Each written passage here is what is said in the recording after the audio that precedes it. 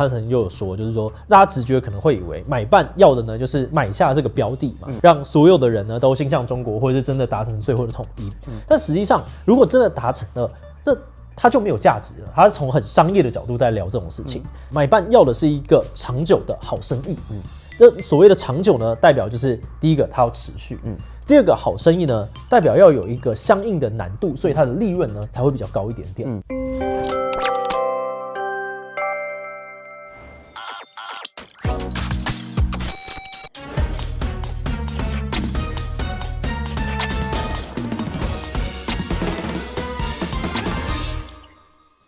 Hello， 大家好，我是志奇。那回到我们这个今天不读稿，那这个系列呢，我觉得不会看稿，改用聊聊方式讨论网红圈、YouTube 或网络上面的一些热门话题。好，那我们今天要讨论的呢，其实就是前阵子摄图热基他在拍那个中国统战纪录片的下集。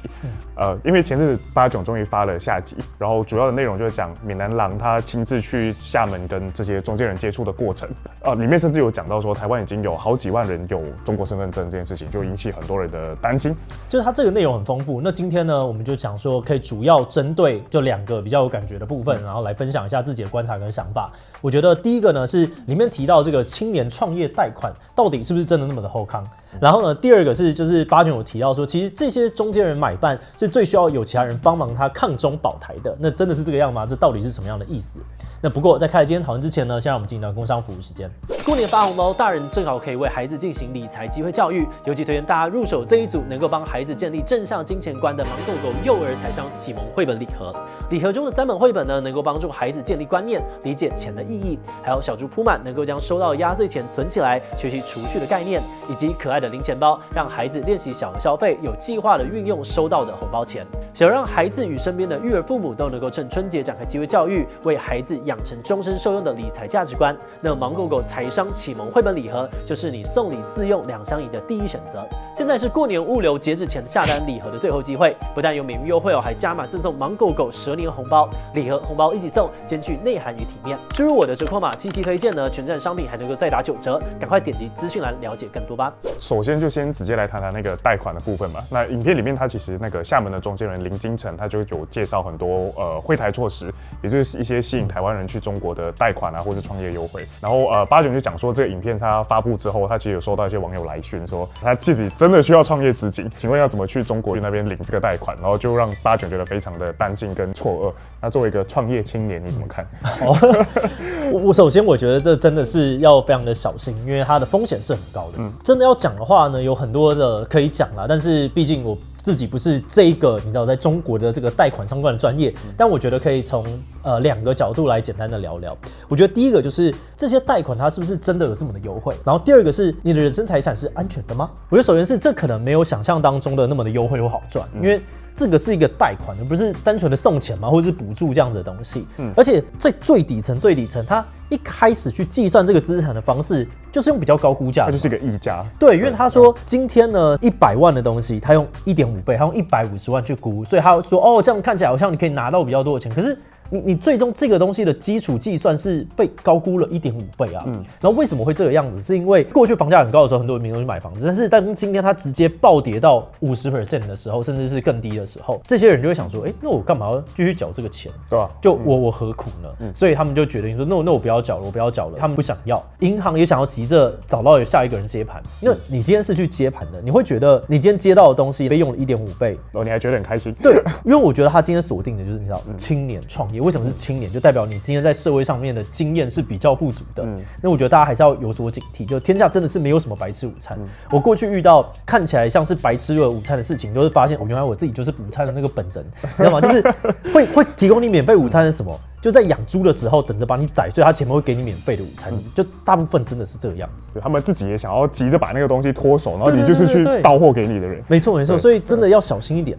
但你刚刚讲的是在中国工作的状况嘛？那里面影片其实有提到说，那其实我可以拿那些钱跑回台湾嘛？就是如果我有把握拿到一大笔钱回台湾钱滚钱，那是不是其实也还好？对，但这个样子还是有一些风险。我这边还是想要强调这个资讯落差的问题。今天去做这件事情，如果你发现你今天要做某一个行为，结果你能够问问的人很少，或者是你问的人只有一个单一的资讯来源的时候，这件事情通常要更加的小心。因为像这个例子里面，我们今天先很坏的假想说这个人好像骗你好了，那你就会发现，哇，你真的会在各个地方都被他骗，而且你束手无策。毕竟在中国做贷款的这个资讯，我相信不是你身旁的很多的亲友，你原本已经建立好信任关系的这群人，他们会能够有办法给你一些建议的。所以你最后的资讯来源就是刚刚讲到的这个人。我觉得这是第一个，我们把一些人想得很坏的时候，我们去想的。那另外呢，我们要把他想的，他很好，他可能没有想要去弄你。可这个时候就遇到了之前我们讲的这个中国法治系统的一些问题，就他可能在那个地方他也束手无策，因为他今天遇到了别人要来弄他，然后他在那边的人脉真的有比另外想要弄你的人这个广吗？最后你很容易落到一个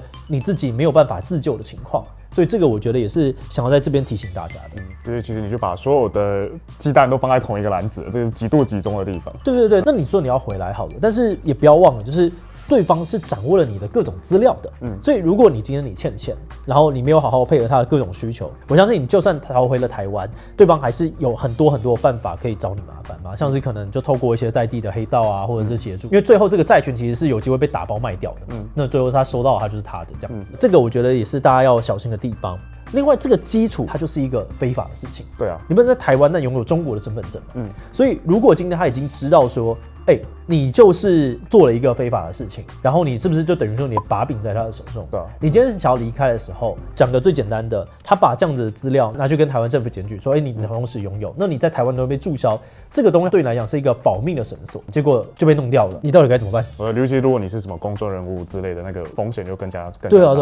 啊。好，那下一个我们觉得比较有感觉的话题是，89有提到说，他其实有一些中间人买办，他反而是最需要别人帮忙他看中保台的。你觉得这个真的是这样子吗？我觉得可以先回到他的影片的脉络。他影片里面是说，中间人们呢有提到，香港现在已经没有价值，香港人呢想要去创业已经没有这些福利，因为已经完全沦陷了。对于这个说法呢，89的人的解读是，这些买办啊、中间人们仗着台湾有很多人会帮忙抗中保台，所以觉得自己赚这些统战钱没有关系。但同时呢，这些人其实又很需要有人帮忙去抗中保台，因为呢，这个会让他的这个买办工作显得有市场。可是这些人呢，自己又不太敢推崇这个抗中的声音，因为呢，要是大家意识都很强，他这个钱可能就会很难赚。我觉得这件事情非常微妙，你怎么看他们这个解读？我觉得我确实有听过有点类似的说法，就是某个做过买办的人，他曾经就有说，就是说大家直觉可能会以为买办要的呢，就是买下这个标的嘛，让所有的人呢都心向中国，或者是真的达成最后的统一。但实际上，如果真的达成了，那它就没有价值了。它是从很商业的角度在聊这种事情，所以这个我觉得就是影片当中说的，就是香港现在已经没有价值，基本上已经被买下来了。对，所以如果从一个很商人的角度来看，买办要的是什么？买办要的是一个长久的好生意。这所谓的长久呢，代表就是第一个它要持续，第二个好生意呢，代表要有一个相应的难度，所以它的利润呢才会比较高一点点。所以作为一个买办，它可能就需要让这个复杂度变高，让这件事情呢稍微的没有那么好达成，但是有在默默的推进或者加强，看起来有点希望，但却一直达不到。其实听到这边就有点像是一些手游的氪金系统，你知道吗？它就会让你一直差几步成功，但是你又达不到，所以你就会想说，好了，那我就多氪金一点，然后往下。但我觉得你这个讲法是好像有点在预设这些买办是一些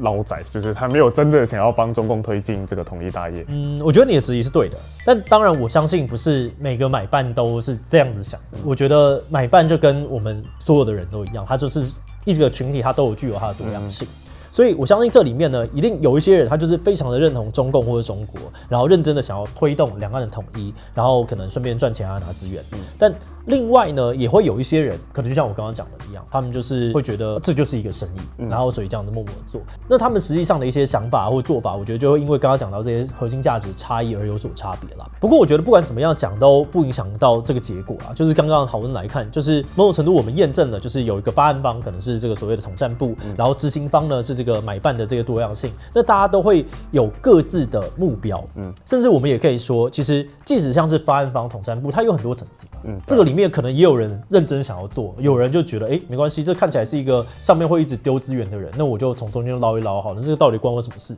一定会有这样子想要虚应故事的人嘛，就觉得这件事情还好，但是我必须要装得很重要，那就是因为人的这个多样性跟复杂性，导致这件事情会推得比较缓慢，但整体来说，他们到底有没有想要真的到，还是他们只是想要让这个声音持续的发生，我觉得它最后都会影响到台湾。因为台湾就是他们现在主要标的，然后我们会因此变得更加的混乱。我觉得这件事情就是刚刚我们讲到的产业里面的每个角色，他都想要达到的事情。然后也是可能某种程度中共他最想要达到的一个结果。我觉得就理论上来说，我想两岸民众应该都会很讨厌这种买办永动机，也就是领钱帮中国统战，但又不是真的想要台湾被统的人。对方他们会觉得就是我缴的钱，然后就这样一直被洗出来，然后我们这边也觉得一直让我们的台湾社会变得很加的混乱。我觉得不爽的也大概有几种层次。就第一种就是到底统战关他们基础的民众什么事情啊？今天他的领土从这样子变成多一个台湾，到底跟他的民生生活有什么关系呢？有非常多的中国人，我相信他们是觉得就是没有关系。对，你让我吃饱饭。对，先让我吃饱饭。所以在这边他的经费的大量的消耗，而且甚至像外流出来，他们一定会觉得这到底在干嘛？这是第一种抱怨。第二种就是他真的很想要，然后他就看着这样子的人就你这样子持续的烧我的钱，你没有拿出你具体的成果，太过分了。统战蟑螂。对。然后至于像是台湾民众讨厌的，就是除了有人在偷帮敌人中共之外，也会想到这种打假球的感觉。我觉得有趣的就是两边对于该怎么样终结这件事情，我觉得他们想法可能不太一样。我觉得以中国民众来说，可能会有一大群的人是觉得说那就赶快像香港一样嘛，就是早日把这个事情搞定，那我们就不用再花资源去投入了嘛，这是一种做法。但台湾的民众，我觉得感觉好像相对的是比较微妙的，目前我们可能还没有一个好的共识。就台湾民众可能有的立场会包含像是早日统一，我相信这个是相对少的但还是有一些这样子的声音，或者是早日独立。现阶段来说，我觉得这也没有成为一个很主流的论述，对，因为看起来有点危险。然后再来第三个是维持现状，就最多人的选择就是这个样子，但我们就要承认说，维持现状就是会让买办们有空间继续的捞。可是我觉得还有一种理想的状况，就是我们虽然维持现状，但大家对中国都高度警戒，这样其实还是可以吧？我觉得中共要的就是并吞台湾嘛。那像是习近平为什么这几年他要加大力道？很简单的讲法，就是因为他对于现状不满意。那所以只要这个统战的需求还在，那买办就是能够捞，甚至可能会因为这个难度更高，所以它的价值会变得更高。所以你在呼吁大家态度？我觉得这个讨论并不是我想要逼迫大家一定要选一边站，比较是从这个议题延伸下来，我们会想到一些事情。而且现在是习近平对于现况他有点不满，所以他开始想要加速这个复兴中华民族，导致我们是越来越没有模糊的空间的。换句话说，我觉得如果你说我在逼大家表态，我反而觉得是习近平他现在正在逼迫大家应该要赶快来表态。我觉得这样好像也有道理。然后其实从习近平的立场来讲，就是你叫台湾或者中华民国都没差，就是你只要不是属于中共，你就是一种态度的立场。对啊，就是我觉得他的这个态度是证明了几件事情嘛。就第一个，所谓立场这件事情，并不是要非黑即白，就是它是一个光谱，只要这个基准点改变，原本在左边的东西也会变在右边。那如果大家不站出来说清楚自己的立场，习近平或者其他人就会帮忙代言，但那些声音就未必是你自己的想法。这就有人让我想到之前我们在跟叶浩教授聊的时候，我就有看到很多的回应说，你在那边讲说我们不该装死，可是这都只是打嘴炮。但我觉得叶浩教授他在讲这件事情的时候，可能他就是意识到了我们现在的这个模糊空间一直在被压缩。以前其实可以，那没有什么关系，但现在在被压缩的情况之下，你势必你的策略必须要有什么改变，你必须要面对它。对，我们终究得面对这个选择，所以我们才会在每次有类似事件的时候，我们会尽量可能的去试着分享自己的想法，因为我们也不喜欢被其他任何人代言。然后我们当然某种程度，我们希望这样子的讨论可以达到一个抛砖引玉的效果。那不管我觉得大家的看法是不是跟我们一样，我都非常的欢迎大家一起来留言讨论，或是跟身边的朋友讨论，因为我相信是这样子的过程都有机会帮助大家更清楚的知道你自己的想法或者是光谱大概是什么样子。因为今天你可能的认知还是一个模糊状态的时候，你是需要一些冲突、一些挑战，甚至是像你刚刚讲的，就是质疑说，你是怎么样？你是这样想吗？你是这样想吗？最后你才会把这个模糊的样子慢慢的压缩，变成一个比较具体的核心想法。透过讨论，它其实帮助你理清你在想什么的一个过程。对，那我觉得在现在我们越来越没有模糊空间的这个情况之下，我们是需要为了自己好而提早先认知到，那你到底想要什么的。好，那我觉得今天可能大家就差不多聊到这个地方，有点踏题，大家就聊到这边。所以最后还是这样讲，就如果大家喜欢今天的影片的话呢，不要把它分享出去，或者是可以点这个地方看其他相关影片。那么既然是一期就到这边告一段落，我们就明晚再见喽，拜拜。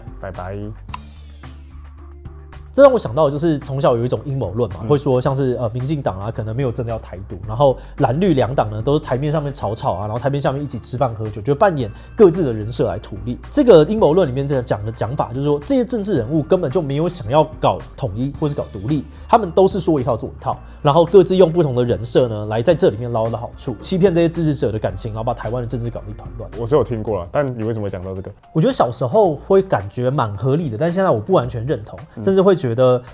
这样子的想法可能会伤害到民主吧。因为在民主体制当中，就政党的意思其实就是理念的一种集合体。每个政党呢都会觉得一群人他们所相信的事情或是价值，当然这是有点理想的状态。那所谓的一群人，我觉得也不一定都是党员，也可以是一般的民众。那总之就是政党的角色或者是功能，就是要帮这群人去推动他们所相信的一些价值。那不管你是什么立场或者在乎什么样的议题，如果大家都不相信说跟你立场相对接近的这个政党会帮你实现，就我们根本没有任何的动机站出来投票，因为你就会觉得，对啊，我投给这个东西啊，这个东西最后其实也会你知道虚应故事，然后之后就往莫名其妙往要这边了，就岔出去，那它就越来越政治冷感。对，我觉得这个讲法它最危险的地方是，它会导致我们没有动机去站出来投票。然后我们也知道说，如果一个民主社会没有民众参与，那其实民主社会就会死掉。而且同时，因为大家就越不关心这个政治，台面上面的这些政治人物就会有更多的乱搞空间。所以我觉得，当然我们刚刚前面讲的东西都是很理想，不过毕竟我们今天要往一个方向前进，它就是需要一些很理想的愿景。不过这边我觉得当然还是要打个预防针，就是只要是大型的组织，你说像政党这种，就是不可能里面的所有人都是照着你说党纲啊，然后核心价值来做事嘛，难免就是会有一些人因为其他的原因而入党，所以确实有些人就会跟我们刚刚前面讲到的一样，就是有人会打假球。但通常我们还是期待，就是大方向的这个决策，政党呢会依照他们的这个光谱去推进一些事情。我可以想象，就是理论上无论如何，他还是都要对他的支持者负责嘛。所以当主流民意他还是偏向维持现状，而不是比较统一或台独的话，台面上比较大规模这些政党，他可能就不太会去推动跟主流民意敌意的事情。所以支持者们出来表态这件事情是很重要的。对，我觉得表态多少还有用，因为理论上面所有的政党做的任何事情都跟要得到支持是有关系的。所以如果我们现在的这个主流民意是偏向我们就是很想要统一，我觉得大部分的政党其实很容易就会往统一那边走过去，因为你往那边走的东西得到的资源是比较多的。然后但是如果我们今天大部分的人都会觉得说，对，我们就是不要统一，我们就是需要台独，我们需要台湾有一个自己比较完整的一个主权的一个概念的话，那其实这些东西都会默默的导致台湾的政党开始持续的转型，因为它必须要符合现在的东西，它才能够持续的得到民意的基础嘛，就跟这个买办的这个永动机概念一样，就是它要持续的推进